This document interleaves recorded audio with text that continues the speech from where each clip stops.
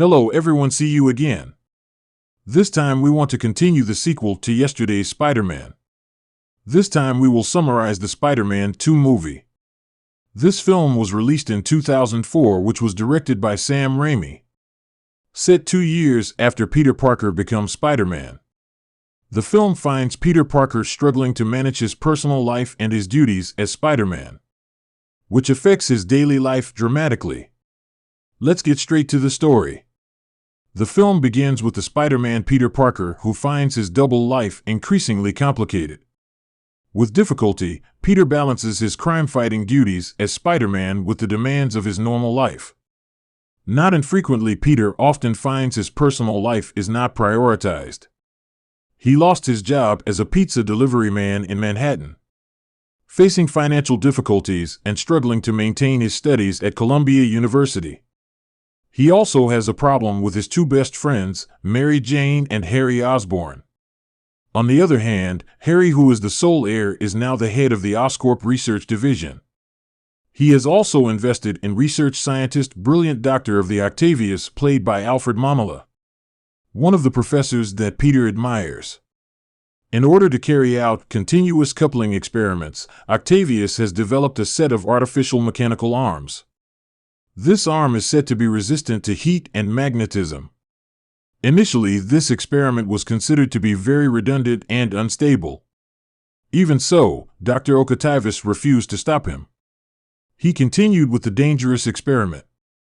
Even Spider-Man, though, can't fight Dr. Octavius' ambition. Until finally his wife, who accidentally became a victim. Not only that, bad things also have an impact on themselves. Unbeknownst to him, the chip that connected him to his mechanical arm broke along with the explosion caused by the machine's short circuit. This causes the advanced technology to fully integrate with his spinal cord. He fainted for a moment.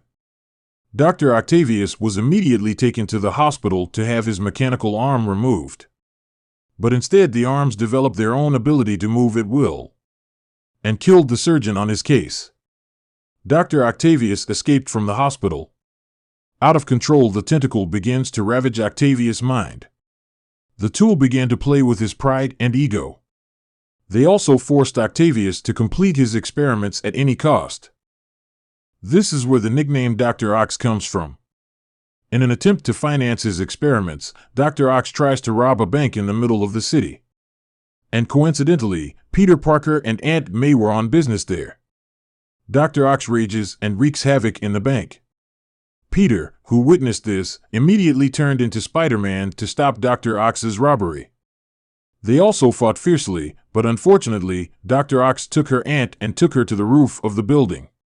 Fortunately, Aunt May survived after hitting the doctor's head using the butt of the umbrella she was carrying. Spider-Man also managed to bring down Aunt May safely. No police started arriving. They tried to stop him by shooting him from below. But Dr. Ox was able to escape unscathed thanks to his advanced mechanical arm. And once again, Spider-Man became the idol of the city of New York. One night at a party, Peter works as a photographer at the event. There Peter met Harry, who was drunk because of his failed research project with Dr. Ox. He also apparently still holds a deep grudge against Spider-Man. Not only that, Peter also accidentally saw Mary Jane, who was being held by Jameson, down the stairs. Peter just found out that Mary Jane plans to marry Jameson's son, who is an astronaut captain. After the pickle, Peter tries to meet Mary Jane outside the building. Peter wants to mend his relationship with the girl, which has deteriorated recently. But Mary Jane was too hurt for Peter, who could never be there for her. Mary Jane then went inside, leaving Peter alone. After rejoining the party, Peter gets into a physical fight with Harry, who is drunk from his god-level temper. He feels betrayed by Peter, who defends Spider-Man more than himself. After the party is over, Peter decides to swing through the city to get rid of his busy thoughts. But suddenly, he lost his power. He cannot spin the web, his ability to stick to smooth surfaces fails, and his spider senses are reduced. His vision was blurry again, like before he became Spider-Man. The next day, Peter decided to undergo a medical checkup. But the doctor diagnosed him with no serious illness. This actually made Peter wonder what was really going on with him. After returning from the medical checkup, Peter kept thinking about the band's uncle's advice. He also thought about what path he should go in the future. And finally, Peter decided to give up being Spider-Man and live a normal life. For a moment, Peter's life became more organized. His college grades are stable again, his work is smooth, and his mind is not as complicated as before. But there is one thing that is still complicated, namely his relationship with his two best friends. But he's still trying to fix it. One day after visiting Uncle Ben's grave, Peter decides to recount the events of his uncle's last life. Auntie wants to be a little depressed by Peter's confession that he was a little involved in Uncle Ben's death. Meanwhile, Dr. Ox has completed rebuilding his reactor by requiring one last item, namely tritium, a rare metal that fuels the reactor. He then went to Harry's house to look for the material. He also threatened Harry by hanging him on his balcony when he refused. Harry finally agreed to give him what he needed in exchange for catching Spider-Man. That night, Peter was looking for snacks at a shop, but suddenly a fire broke out in one of the terraced houses. Peter could not stay still. He immediately entered and rescued a small child who was trapped inside.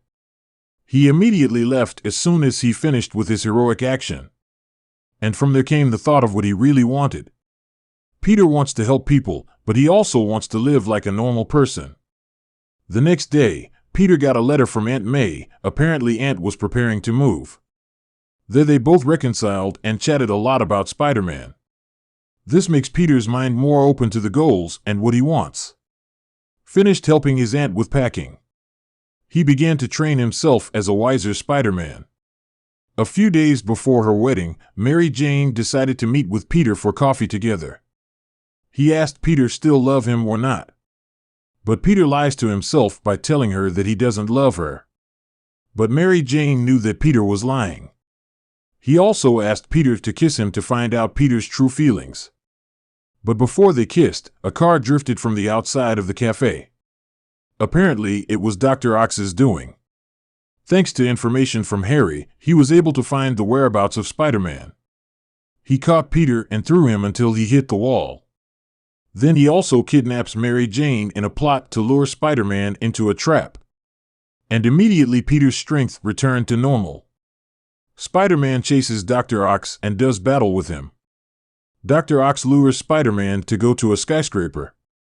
Then the train braked, until finally Spider-Man lost and was brought before Harry. Harry unmasks Spider-Man and is surprised to find that his archenemy is his best friend. Spider-Man wakes up and convinces Day to reveal his true existence. He invites Harry to join forces to stop the action of Dr. Ox, who is rebuilding his machine to threaten the whole world. Peter also informed that Mary Jane had been held captive. Long story short, Spider-Man finally finds Dr. Octavius in an abandoned building on a waterfront dock, where he restarted his lecherous experiments. They also fight back with all the problems that exist. Not infrequently, Mary Jane's life is also threatened because of the scientist's evil mission. Spider-Man managed to electrocute the evil scientist with an electric shock. He then reveals his true identity to Octavius and begs him to stop the machine. Peter also had time to confess his love to Mary Jane when they almost died buried under the giant rubble. Coming back to his senses, the Dr. Oz has now fully exercised control of his mechanical arm. He is back to being himself, and he is aware that he has created an apocalypse for the city. Then the Dr. Ox used his mechanical arm to tear down the floor of the building. With the remaining strength, he finally managed to sink the device at the cost of his own life. As usual, the police always come late, as well as in this film. The police arrived moments after the experiment and its master died. Spider-Man has to save himself and Mary Jane. Mary Jane was safely unloaded using a Spider-Man net on the edge of the pier. Her future husband immediately picked her up and hugged her tightly. Harry has a vision of his late father Norman Osborn in a hanging mirror. The illusion leads Harry to kill Peter Parker in an attempt to avenge his death. But Harry loved Peter as his closest friend. Harry refuses and throws the dagger at the mirror, shattering it and revealing the secret room. The room contains the Green Goblin's combat equipment and a serum that gives him superpowers. At the end of the film, Mary Jane leaves her marriage and meets Peter at his apartment. The girl tells him that she has decided to be with him. Although the risk that must be faced is very large, they also kiss in a very warm atmosphere. But suddenly the police car rang and signaled the city needed Spider-Man. With a unanimous heart, Mary Jane allows Peter to become Spider-Man and protect those in need. And the movie is over.